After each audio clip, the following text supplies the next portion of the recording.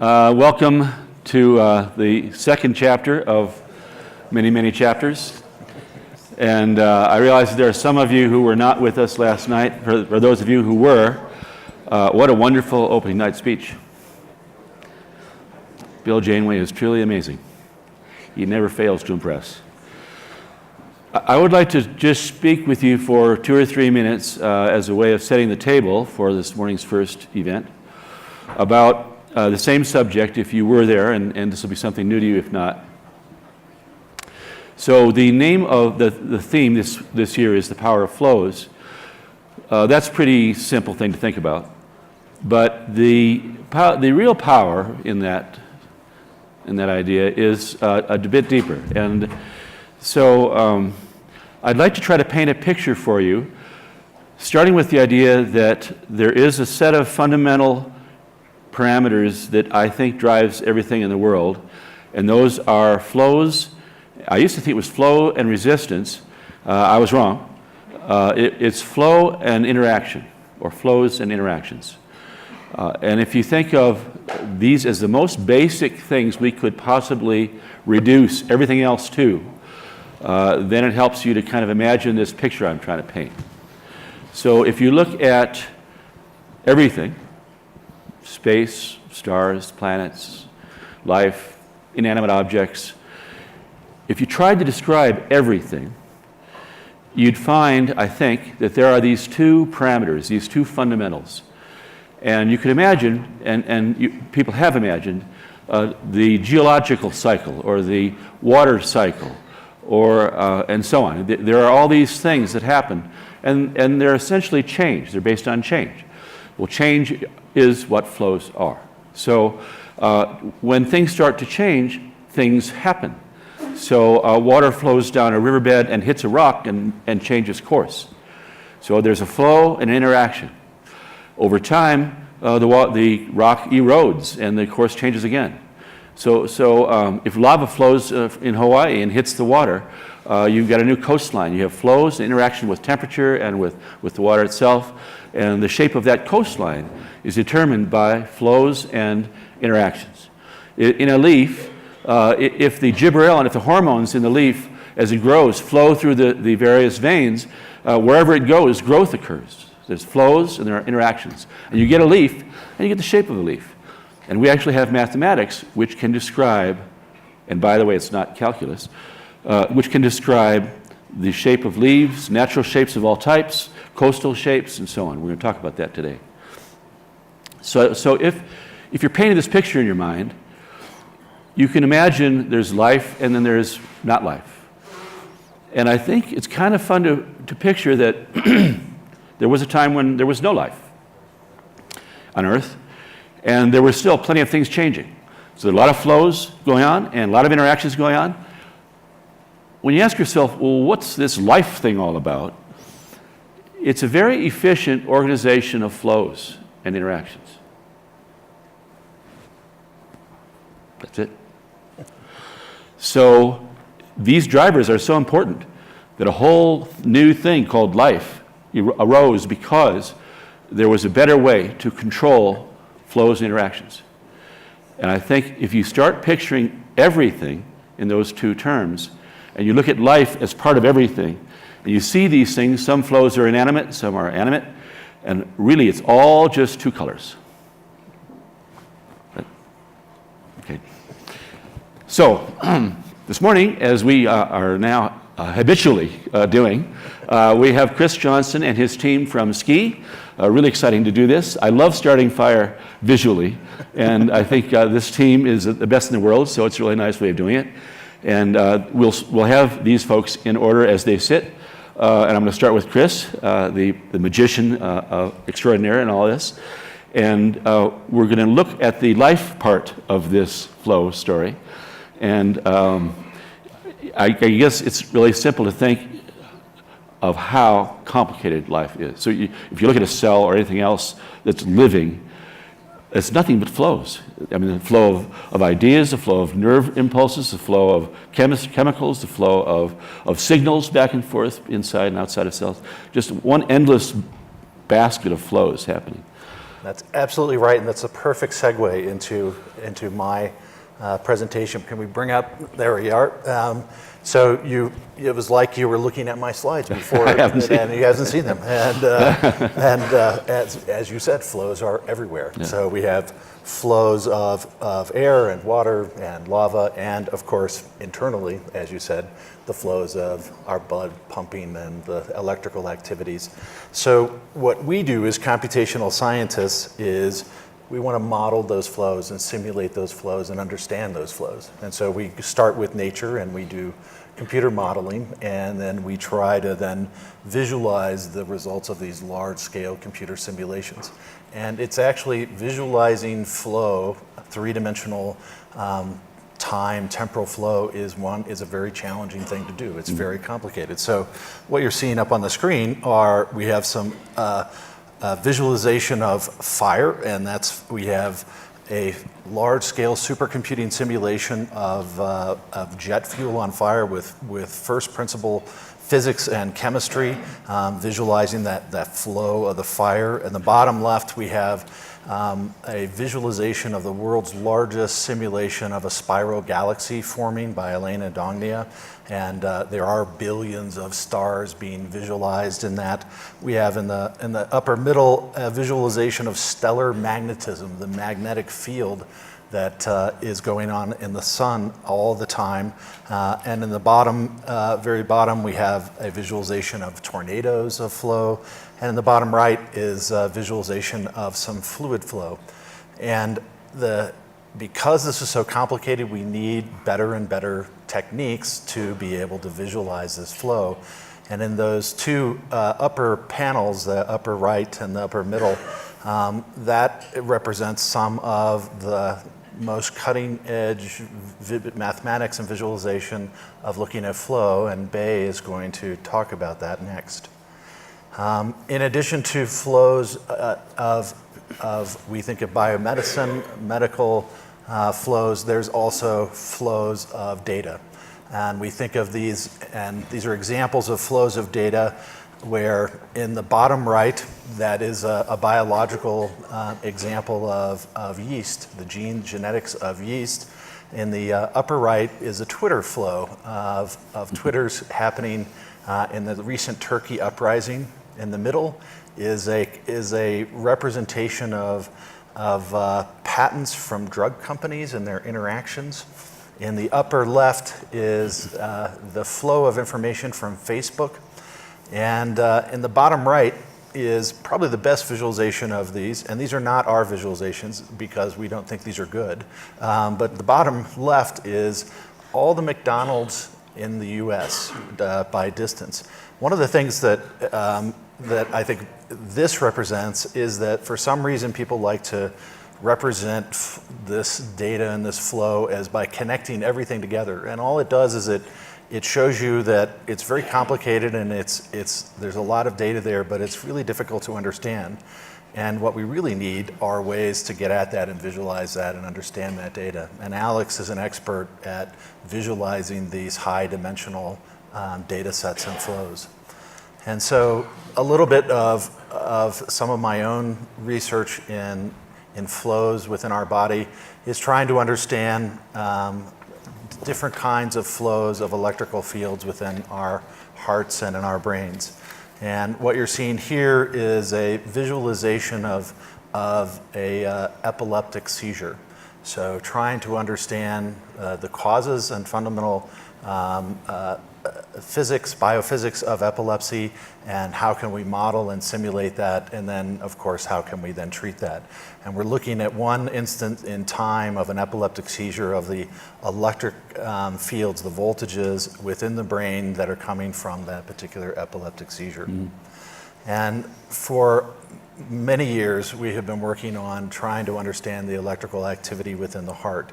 In that bottom little video there, what you're seeing is a simulation of a normal heartbeat that's spread out over 1 second of time. And you're looking at the electric fields and the voltages on the surface of the body. So if you could see with isovoltage eyes and look into our bodies right now and look at the electric fields, this is what's going on every second of your life. Wow. and it's really amazing. And we're trying to understand that fundamental flow of electricity, both for the normal heart, but also for diseased hearts. Yeah.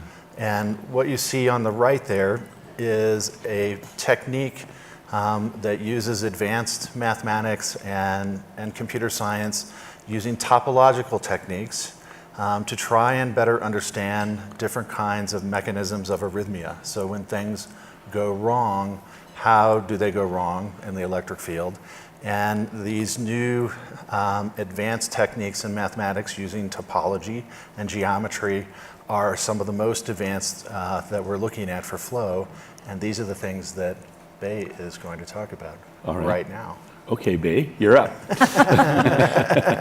Good segue. Yeah. So actually, when I think about visualization of flow, there's essentially two goals. One is that the flow we see in nature, such as wind or the water, there's a hidden pattern, but visualization helps us to make it first visible. Because we can't see wind, we know its existence. So we design visualizations that make it visible. So in the upper right, this is a very simple form of field where there is some interesting thing going on, where we can see what we call source and sink. In the middle of the video, that is what we call saddle points. And those source and sink and saddle are sort of features of the flow. And the best way in this case is to use animation to kind of picture the flow pattern. But in addition to those existing sort of, on the upper left, the same technique can be used to visualize the current on the entire globe, the ocean current. And on the upper left bottom is sort of how to visualize a sort of hurricane, but because it's three-dimensional, so you want to design more intuitive and illustrative way to show them. But the main point is not only make it visible, but make it more interpretable. Right? We need to not only just see it, but also to understand it. Right. So that leads to one example I want to give. The video on the right is showing actually a numerical simulation, direct numerical simulation of a 2D combustion. So this is a combustion simulation, but our key point is to establish mathematically rigorous way to quantify the feature stability. In here, the points are in some sense the feature of the flow, and the color corresponding to their stability, right? Where red means not very stable, and white means stable. So this is in some sense for us to increase our understanding of the flow in addition to just simply visualizing them. Right? So, and in addition, we can also understand how those features, how their stability change over time. And I think this is a very interesting and upcoming way to understand flow better. I want to inject one comment for the audience, which is, you're doing a great job, thank you. When people over the history of mathematics looking at flow, this is one of the hardest problems, I think.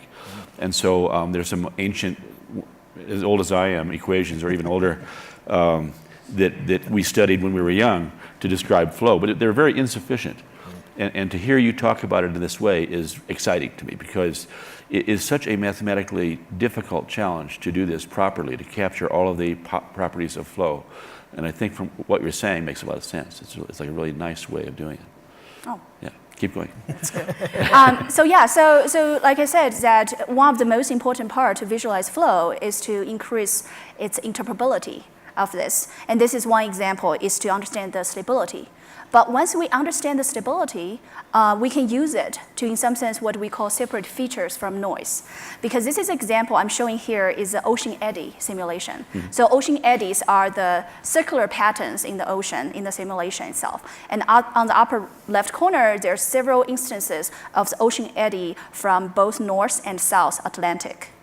On the right, what I'm showing is sort of a very tiny snapshot of this data set, where the points, again, are what we call critical points or important feature of the flow.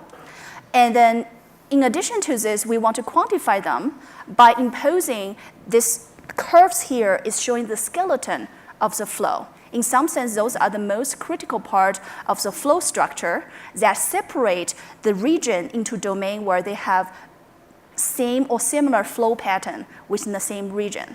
But the idea is that some of those flow are more stable than the other. So some of the flow features are more like features of the flow and some of more noise. So what we can do is to impose mathematically in this yellow region a way to simplify my data. Don't change that slide yet. Okay.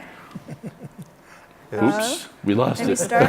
Let me start from beginning. Which one would you like? The one we just had. Okay. With There. This one. Yeah. I just want the audience to kind of take a look and recall this picture when we do the pure mathematical look at complexity mathematics and the Lorentz attractor, and you're going to see, you'll say to yourself, wait a minute, I just saw that. Go ahead. Yeah. So in this case, the yellow region are the regions where mathematically, if you introduce a small, tiny amount of perturbation, that region of feature would disappear. Yes. So we would consider that as noise in the data, so we can build multi-scale representation of this. The whole reason why we do this is as you have a huge amount of data sets, and if you present it to the domain scientists, what they are most interested in is where do I look at? So you want to build a multi-scale representation of the features. So depend on how much they want to look at, you want to give them the most significant features first. So we're calling that data triage, Okay. right? You know, triage like in an emergency room, but where Yes. you learn what to throw away or who to treat first, or yeah. Yes, exactly. So yeah, so the last slides of this one is sort of the result of this tiny simplification, or think about denoising, but from the flow data's perspective. Denoising. There you go. Yes.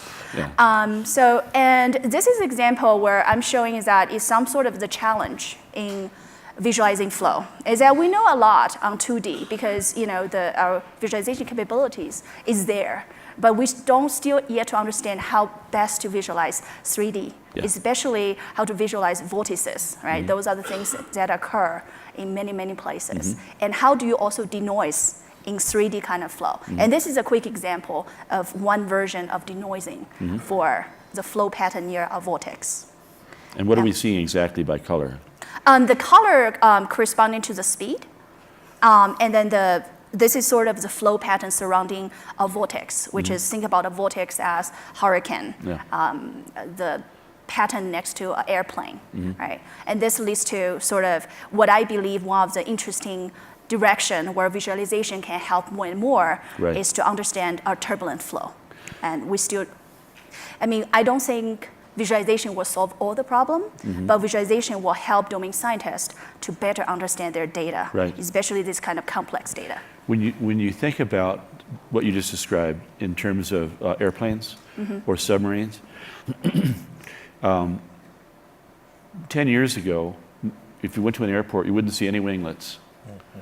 Now there are only winglets on airplanes, and it's to break up the eddy flow on the edge of the wing, right? And that saves energy, which saves money, which saves the planet, kind of thing. So when the submarine designers in the militaries in the world are trying to fix the amount of energy it takes to drive a submarine through the water, the primary tool they have is this, where they're looking at the eddies that get created on a hard shell like a steel hull, and they try to find skins that will act like whale skins act, where when an eddy forms, it pushes in on the skin and it breaks, and it flows down. Yeah. And changing that changes the amount of energy that they need to spend, which changes everything. Yeah. Yeah. Yeah. And another example just follow that is also things like wind farm. That's another example where understanding the flow will help them better understand what's to do. The more efficient the turbines are, right. That's right. Yeah. So. And moving from flows of nature to flows of data. Am I pushing the computer over a bit? Thank you. Okay, so I want to talk a bit about more abstract ways of flow. I work in what we call information visualization, so the visual communication of abstract data. And so what I wanted to talk to you about today is visualizing networks, because networks are intricately, basically all of that networks do is capture flow in some way. So there's a couple of examples on this slide here. So you've seen the social network, the information flow on Chris's slide. This is a chart of all the Facebook friendships here. But the things that I'm interested in are things like biological networks, for example. So this in the top here models a pathway that describes how brain cancer, gliomas, happen. So, for example, like this is a disease pathway, and this is the process where we have uncontrolled cell growth. And so what biologists are really interested in is understanding these networks and understanding these networks not for the general population, but for this specific patient, right?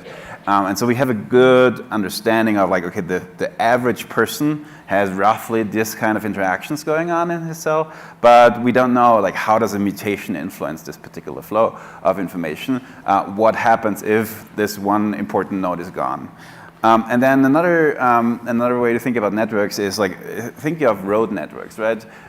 What Google, for example, does in Google Maps is they have this big network of roads, and when you try to navigate from A to B, then it will simply do a path search algorithm.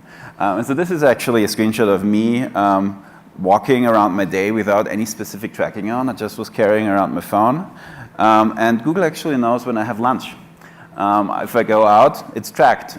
There's my path through to the road network. So you can see my home here when I go to the university. And this day I actually picked somebody up at the airport. So all of this is in this network here. And so one of the things that is a problem with visualizing these kinds of networks is how this is done. Chris mentioned that what people usually do is they take these node link diagrams and they render everything at once. The problem is, like, this is a graph of the internet in 2002. It's grown substantially since then. Who can learn anything from this chart other than that it's big? There's really so much wrong with this chart. For example, here, like you see the color legend at the bottom. There's 22 different colors designating the different subdomains of the network. But you cannot distinguish them. Like here's 4 shades of green. How can you tell? This is basically useless. So the scientific term for these networks is the giant hairball. Because all they do is convey like shock and awe visualization, essentially. They convey a size, but they don't convey anything useful. So I kind of wanted to take a step back and talk a bit about data analysis in general. So I think I really believe that the future of data analysis is this combination of computation, visualization, and interaction by humans with visualization. So we have this flow model, flows again, that go from data sources, which are basically, unless you have a trivial Excel table, you cannot directly read and interpret it. You need to do something to it to really understand it. So you have the data sources, then you run some computation on it, some algorithm, some statistics, some recommendation algorithm, some classification, or some aggregation methods. And then you can actually use this aggregated or derived data source to visualize it and to communicate it to humans. And so this is kind of where my research is, like connecting the humans through visualization, through computation with the data. And so I really like to think of visualization as this like new field of human data interaction. It's really about how can we as humans take the big data set and dig into it and really understand it better. Because there's so much that the human can bring to the analysis table. Like deep learning will solve certain problems, but they will not tell you exactly like which combination of genes or which combination of genes is responsible for this kind of cancer. So you need a human in the loop. So like if you think about what is the problem with network analysis and network visualization, there's 2 major challenges. So first, it's graph size.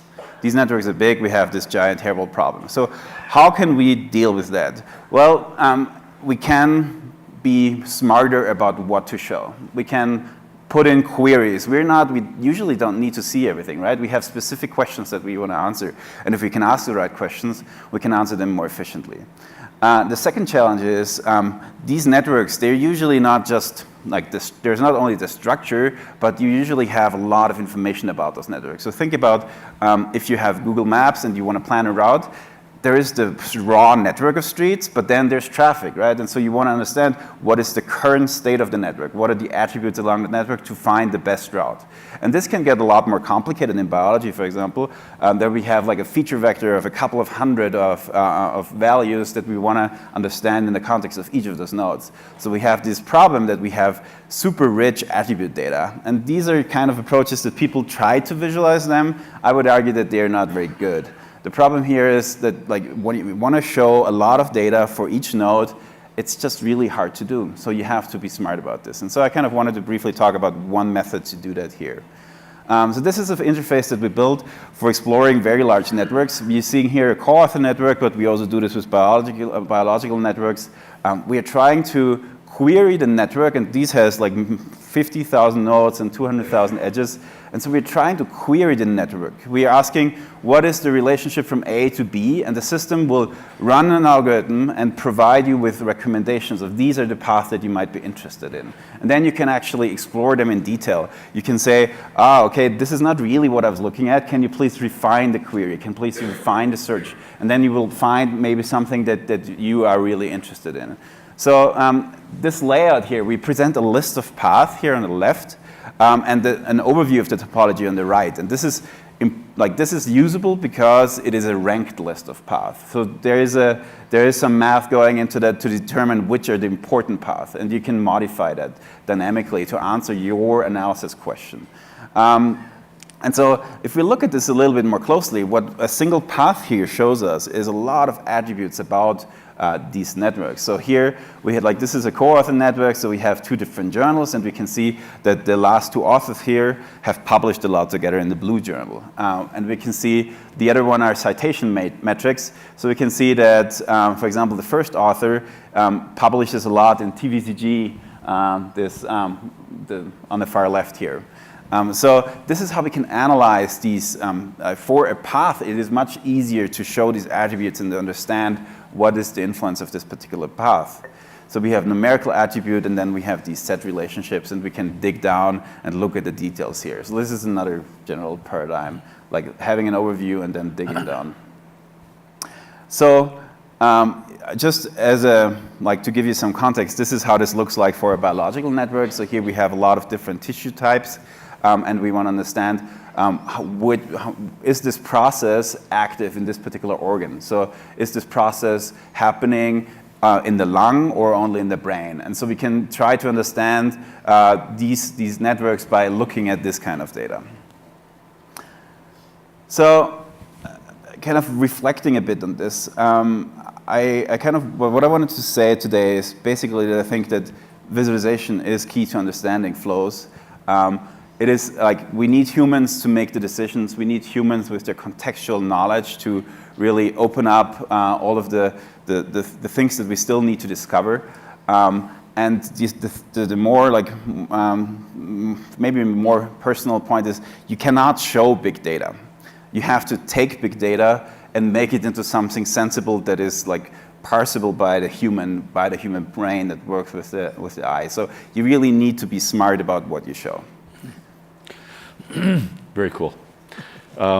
Since we have 6 minutes and 24 seconds left, I thought, Chris, as my best visualization friend, yeah, I would throw this wild idea to you. Okay. Okay. A little bit later today, we're going to have our CTO challenge, as you know, and then this year they're going to be designing these poor souls. They're going to be designing a brand new way of computing called flow computing systems. And the proof case that we're going to give them for this is called the Planet EMS, which stands for the Planet or the Earth Energy Monitoring System, a real-time energy monitoring system. Right. I don't know who could visualize this. Yes. So actually, we've been thinking about some similar sorts of things. Okay. In terms of, and it's in the context of working with some people recently for smart cities. And so there are monitors and sensors everywhere. And one of the big challenges is making sense of all of that data. Right. And so there's certainly automatic analysis, machine learning things that are going on all the time.